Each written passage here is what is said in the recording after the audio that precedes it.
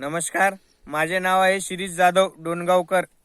तर मी माझ्या स्वतःच्या घरच्या शेतामध्ये आज या ठिकाणी तुम्हाला या व्हिडिओच्या माध्यमामधून आमच्या या टेक्नॉलॉजीमुळे काय फायदा झाला आणि काय नाही हे मी तुम्हाला या व्हिडिओमध्ये दाखवत आहे।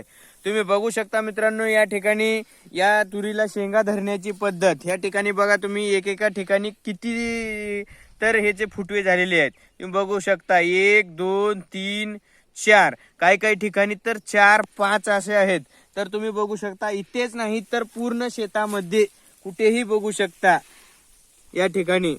आणि तुम्हाला या व्हिडिओ मध्ये दाखवायचा प्रयत्न आहे की एवढा चट्टा लागल्यानंतरही अजूनही या तुरीला फुलांची संख्या बघा किती आहे, अजूनही फुल आहे। जेणेकरून मित्रांनो मी हे सांगत आहे की मी स्वतः या टेक्निकचा वापर करतो आणि माझ्या शेतामध्ये काय फरक पडलेला आहे तुम्हाला या व्हिडिओच्या माध्यमामधून दाखवून मी इतरांना पण हे सांगतो की तुम्हीही या टेक्निकचा वापर करा आणि तुमच्या शेतीचे उत्पादन हे तुम्हीही वाढवून घ्या। तुमच्याही शेतामध्ये अशा प्रमाणामध्ये तुमच्याही पिकाला भरभरून असं उत्पादन येऊ द्या, हे मी या व्हिडिओमध्ये तुम्हाला या व्हिडिओच्या माध्यमामध्ये सांगत आहे।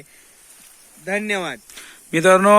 या ठिकाणी ते शेंगा तर धरलेले आहेत, शेंगा धरत असताना ह्या टेक्निक मध्ये एक काय म्हणतात एक वेगळा आणि आगळा आहे प्ररूप काय आहे तुम्ही बघू शकता। या ठिकाणी शेंगा धरले तर या ठिकाणी मोहरे बघा फुल आहे।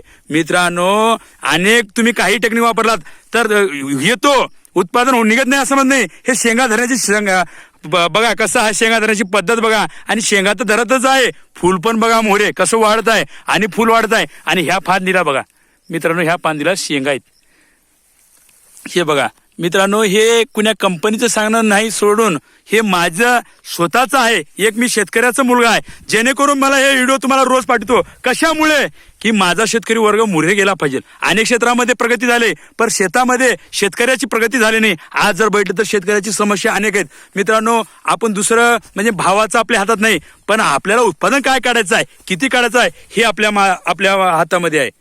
त्यामुळे मित्रांनो मला काय म्हणायचं आहे, हे जे व्हिडिओ आहे जास्तीत जास्त शेअर करा, जेणेकरून एक शेतकऱ्यापर्यंत अनेक शेतकऱ्यापर्यंत पोहोचलं पाहिजे। अनेक काही आपण शेअर करतो तर हे सुद्धा शेअर करा मित्रांनो। या ठिकाणी बघा मी सुद्धा या ठिकाणी बघून सुद्धा या ठिकाणी सर्व शेंगा धरा, या ठिकाणी पूर्ण जवळ घ्या।